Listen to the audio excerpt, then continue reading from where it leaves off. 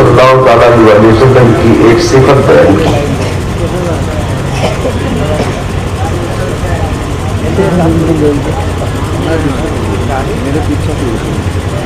اور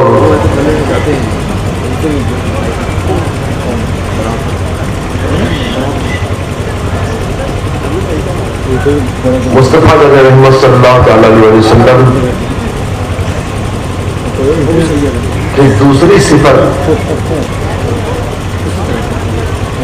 کا مختصر بیان انشاءاللہ میں کریں۔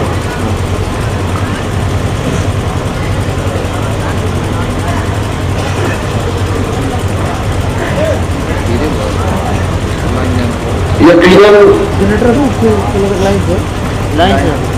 اللہ رب العزت نے اپنے حبیب کو اس دنیا میں بڑی شان اور اہتمام کے ساتھ بھیجا، بڑی شان والا بنا کے بھیجا، بڑی عظمتوں والا بنا کے بھیجا۔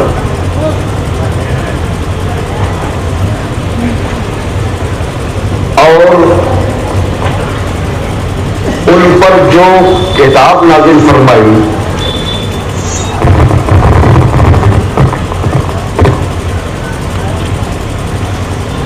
اس کتاب یعنی قرآن عظیم کو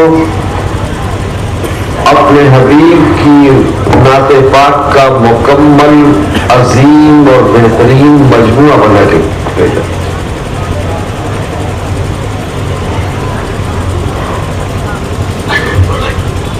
اس دنیا میں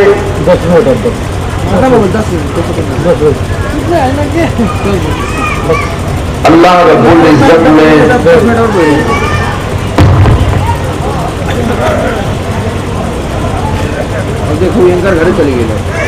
انسانوں اور جنوں کی ہدایت کے لیے 1,24,000 کم و بیش یا 2,24,000 کم و بیش انبیاء علیہ السلام کو بھیجا۔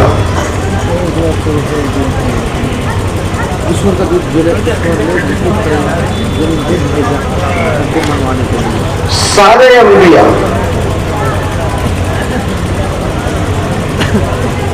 اپنی حیثیت سے لاجواب،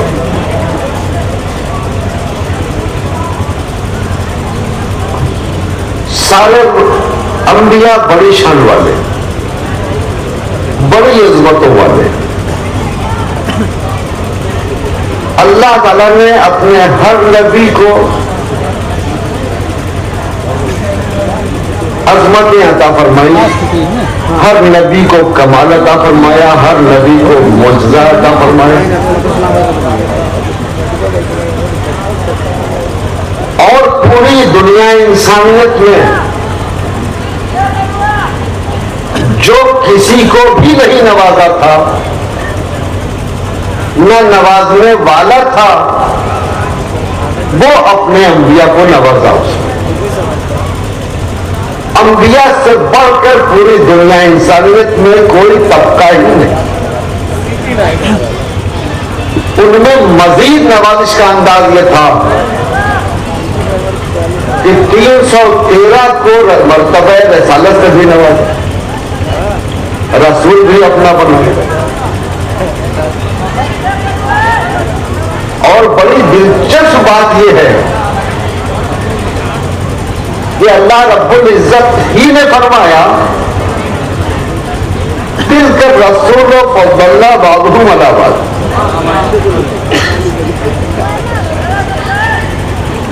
ہم نے رسولوں میں کسی کو کسی پر فضیلت عطا فرمائی۔ اس سے یہ ثابت ہوا یہ خود نہ کوئی نبی کسی نبی جیسا ہے، نہ کوئی رسول کسی رسول جیسا ہے۔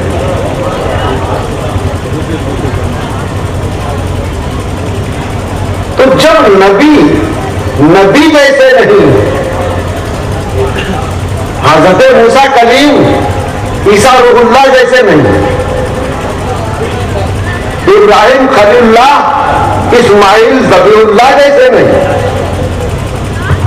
حضرت ہود حضرت نوح جیسے نہیں، حضرت آدم حضرت شیش جیسے نہیں.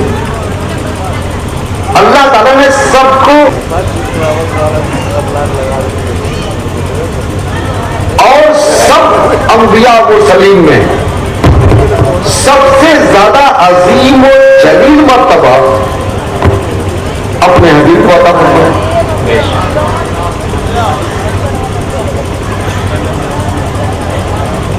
تو جب بعض نبی بعض رسول آپس میں ایک دوسرے کے جیسے نہیں، تو سارے انبیاء سارے رسول مل کر میرے مصطفیٰ جیسے نہیں، تو بات آسانی سے سمجھ میں آ سکتی ہے کہ پھر کوئی امتی کسی نبی جیسا کیسے ہو سکتا ہے.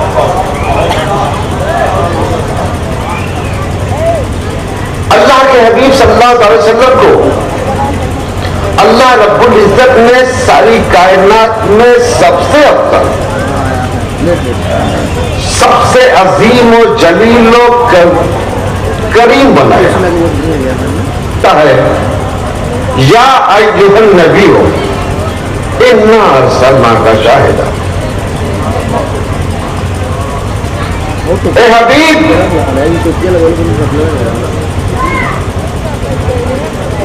ایک غائب داں. آپ کو 1 گھنٹہ لگے جانے میں بھی نا، سارا سامان پیک اپ کر کے نبی کا ترجمہ غائب داں ہوتا ہے. اے غائب داں، چلے جانا پڑے گا. اے غائب جاننے والے، ہم نے آپ کو بھیجا. جملے کا تیور، جملے کا انداز بتا رہا ہے کہ نبی صلی اللہ تعالیٰ نے ہمارے آقا کو ہمارے رب نے جو شان نبوت عطا فرمائی وہ اتنی عظیم تھی کہ اللہ رب العزت نے انہیں نبی کہتے پکارا اور کہا حضور کیا اس زمانے میں بھی ایسے اولیاء ہیں جن کی نگاہوں سے فطرت اور مزاج بدل جائے؟ نیچر کا بدلنا آسان نہیں، فطرت کا بدلنا آسان نہیں. اسے سوال کیا، آپ مسکرا دیے. اتنے ہی میں ایک بلی بھاگتی ہوئی گزری، میں حضور مخدوم سمنا نے اس پر اپنی ایک نگاہ ڈالی. نگاہ سلطانی پڑھنا تھی تو بلی لوٹ آئی. جانے کہاں جا رہی تھی، نگاہ ولی پڑی. مصطفیٰ کے غلام نے ایک نگاہ ڈالی تو وحشی بلی، بھاگتی ہوئی بلی آئی اور مخدوم پاک کے قدموں میں لوٹنے لگی. اب اس کا ایک معمول ہے کہ جب تک حضرت سلطان سمنا رضی اللہ تعالیٰ عنہ مریدین اور حاضرین کو وعظ و نصیحت فرماتے تھے، وہ بلی خاموشی سے ایک طرف بیٹھی ہوئی آپ کے چہرے کو دیکھا کرتی تھی، آپ کا وعظ سنا کرتی. چند دن گزرے تھے کہ حضرت مخدوم پاک نے اس بلی کی ایک ڈیوٹی لگا دی. ڈیوٹی بھی لگی بلی کی تو بڑی عجیب ڈیوٹی، اس کی فطرت اور عادت کے خلاف ڈیوٹی. اسے کچن کا انچارج بنا دیا گیا. ناظم مطبخ بنایا گیا کسی بلی کو. جہاں دودھ پک رہا ہو، جہاں دودھ رکھا ہو وہاں نگراں بلی ہے، جہاں گوشت رکھا ہے وہاں نگراں بلی ہے. کتنی عجیب سی بات ہے، فطرت اور نیچر کے ایک دم خلاف بات ہے.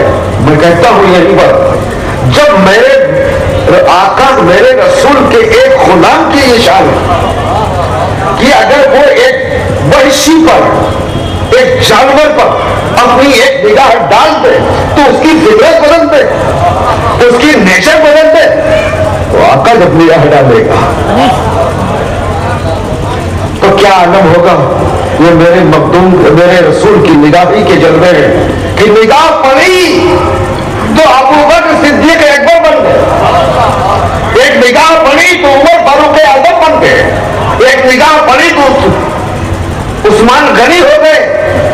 एक निगाह पड़ी तो अली वली बन गए। वही निगाह जब सहाबियत को नवाजते हुए मंजिले वलायत की तरफ बढ़ी तो उसी निगाह का की एक झलक गौसुल आजम बनी। वही निगाह गरीब नवाज कहलाई, वही निगाह महबूब इलाही कहलाई, वही निगाह मखदूम अशरफ जहांगीर सिंह तो दिल्ली किचन की इंचार्ज बनी। जहां तक तो कुछ गनीमत समझ में आ रहा है, लेकिन मामला इसके बाद का बड़ा अजीब है, दिलचस्प है। आपने उसकी एक मजीद ड्यूटी लगाई है दिल्ली की। दिल्ली किसी भी खानकाह में ये नहीं पता होता कि आज कितने मेहमान आएंगे। हमारे जलसे के मुंतज़िमीन को यह अंदाजा नहीं था कि हमारे जलसे में आज कितनी पब्लिक आएगी। अंदाज से खाना पकाया गया था और मामला खानकाह यही हाल खानकाहों का होता है। कब कहां से कितने लोग आ जाएं कोई गारंटी नहीं होती, कोई गिनती शुमार नहीं। दिल्ली की ड्यूटी है कि दिल्ली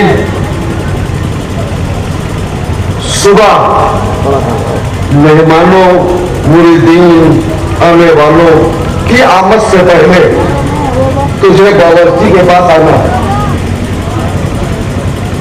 और ये बताना है कि कितने लोग आएंगे।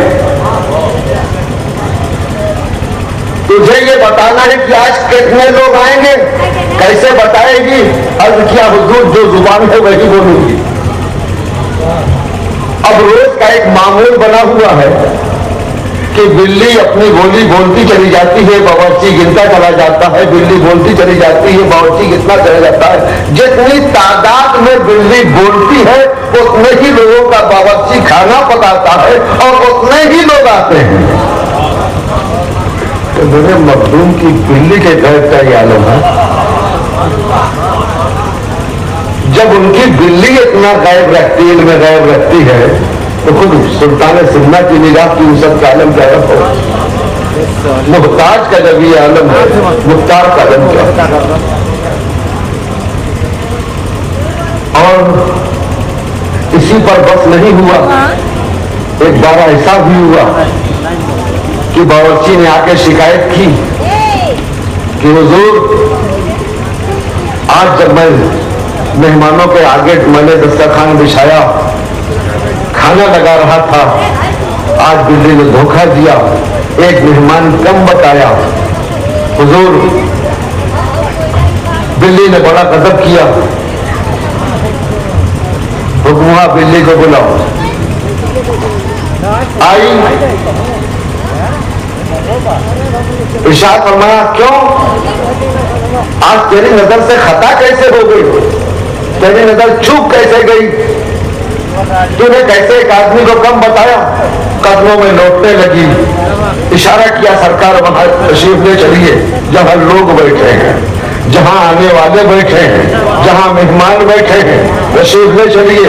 मखदूम पाक आगे आगे, पीछे पीछे बिल्ली, बावर्ची, खादिम पीछे पीछे उस महफिल में पहुंचे। बिल्ली ने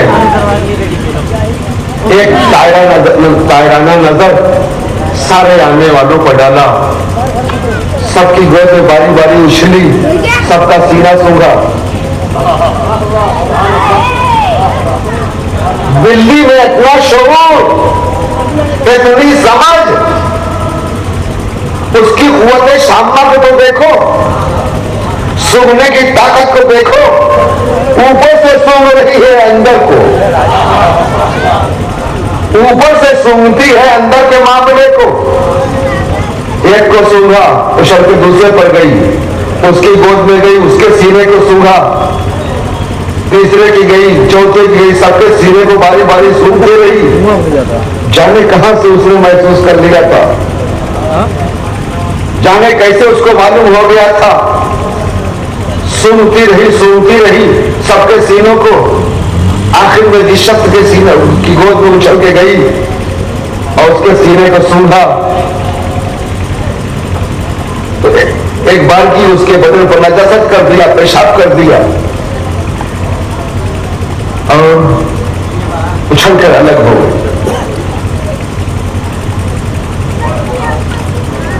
وہ آدمی ایک بار کی کھڑا ہو گیا اور حضرت مغدوم سنہ کے قدموں پر گر گیا. حضور, میں آپ کے متقدین میں نہیں, میں آپ کے چاہنے اور ماننے والوں میں نہیں, میں ایک دہریہ ہوں, میں ایک بے دین ہوں, میں مسلمان نہیں ہوں. حضور, میں تو یہ سوچ کے آیا تھا کہ آج میں نے آپ کا بڑا چرچا سنا تھا, تو میں اسلام کی حقانیت اور صداقت کا امتحان لینے کے لیے آیا تھا کہ اگر آپ اللہ کے ولی ہیں, اگر آپ کا دین سچا ہے, اگر آپ کا مذہب سچا ہے, اگر آپ کا رب عظیم و جلیل ہے, تو میرے سینے میں چھپا ہوا کفر آپ ضرور پہچان لیں گے, دیکھ لیں. اگر آپ نے مجھے پہچان لیا, میرے کفر کو دیکھ لیا, تو میں سمجھ جاؤں گا کہ آپ کا مذہب سچا ہے اور میں ایمان لے آؤں گا.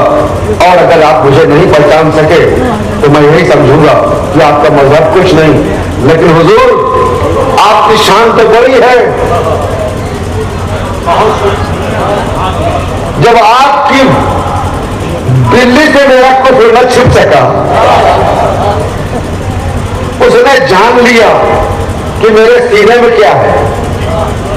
ظاہر ہونا اور ہے, چھپا ہونا اور ہے, لیکن یہ کمال, یہ شعور, یہ علم, یہ نظر ماننی پڑے گی.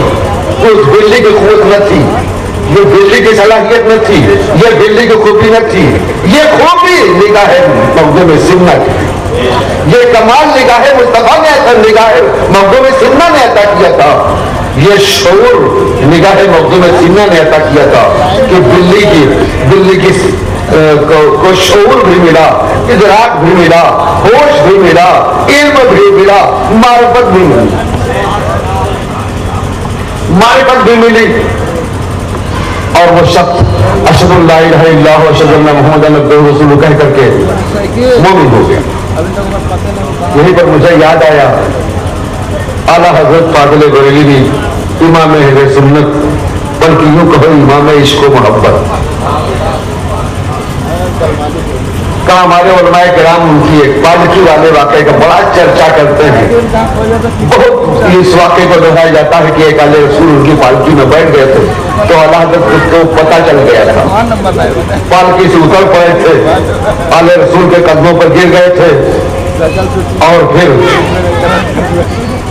بہت اصرار کر کے بہت عاجزی کے ساتھ اعلی رسول کو پالکی پر اپنی بٹھایا تھا اور فرمایا تھا کہ کل میدان حشر میں اگر رسول اللہ نے پوچھ لیا کہ احمد رضا تجھے سواری کے لیے کیا میرے بیٹے کا کاندھا ملا تھا, تو احمد رضا کیا جواب دے گا.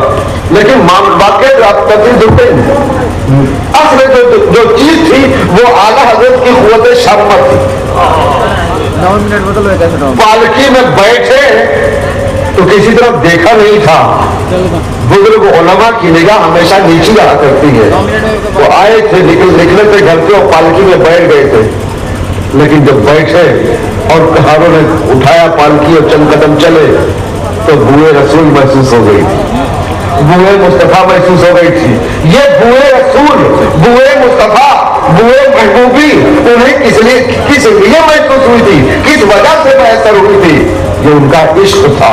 عشق نے انہیں اتنا اس قدر درجہ کمال کو پہنچا دیا تھا کہ ان کی قوت شامہ نے اپنے محبوب کی خوشبو محسوس کر دی. تو اس میں تعجب کی کوئی بات نہیں جب میرے مقدم کی بلی اتنی قوت شامہ رکھتی ہے. تو امام احمد رضا تو امام عشق و محبت, اگر انہوں نے محسوس کر لیا تو کون سی حیرت کی بات ہے.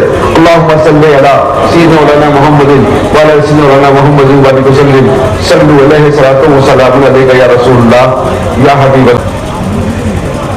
ایک بات اور بتا دوں, چونکہ وقت بہت زیادہ ہو چکا ہے, میری انڈین گھڑی میں 3:30 اور نیپالی گھڑی میں 4:15 بج چکا ہے, اور اسی وجہ سے مجمع بھی رخصت ہو چکا ہے. ایسے منتشر ماحول میں किसी भी संजीदा और मबसूत तकरीर की कोई गुंजाइश भी नहीं होती, इसलिए मैं हजरत मखदूम पाक के नाम ही पर अपनी तकरीर को खत्म कर दूंगा। बस एक वाक़या और सुन लीजिए, इसलिए कि महल ही वाक़े का है और ये मेरी कमनसीबी कहिए या लोगों की मेहरबानी कहिए, इसे मुझ पर करम कहिए कि मुझ पर सितम कहिए, कि मुझे जो तकरीर और जलसों का जो कीमती वक्त होता है, जब मजमा बेदार होता है, लोग शौक बेदार होता है, लोगों पर नींद का गलबा नहीं होता, लोग चाहते हैं कुछ सुने कुछ पाएं, तो दीगर उलमाए किराम को वक्त दिया जाता है और मुझे ऐसे वक्त के लिए रखा जाता है कि जब सारा मजमा जा चुका हो, लोग सो चुके हो, जहन सो चुका हो, बस चंद मूर्तियां बैठी हो, तो कहा जाए हजरत आपका नंबर है, अब आप कदा फरमाइए। ऐसा लगता है कि मुझे पैदा इसलिए किया गया है कि मैं फरिश्तों और जिनों से खिताब करूं, इसलिए मेरा खिताब का जो इरादा तो था लेकिन खत्म हो गया। अब सिर्फ मखदूम पाक की एक बात और सुन लीजिए। आप हज के लिए तशरीफ ले जा रहे थे, समंदर का आपका सफर था, लकड़ी वाले जहाज, चप्पू वाले जहाज चलते थे उस जमाने में। एक जगह अचानक जहाज ठहर गया। वो समंदर का कौन सा खित्ता था इसकी कोई निशानदेही नहीं, बस ये था कि जहाज ठहर गया। और इंसानी जिस्मो जान जैसा पुलिया रखने वाला अचानक एक शख्स समंदर से पानी की सतह पर आया, उसने अपना एक हाथ बढ़ाया,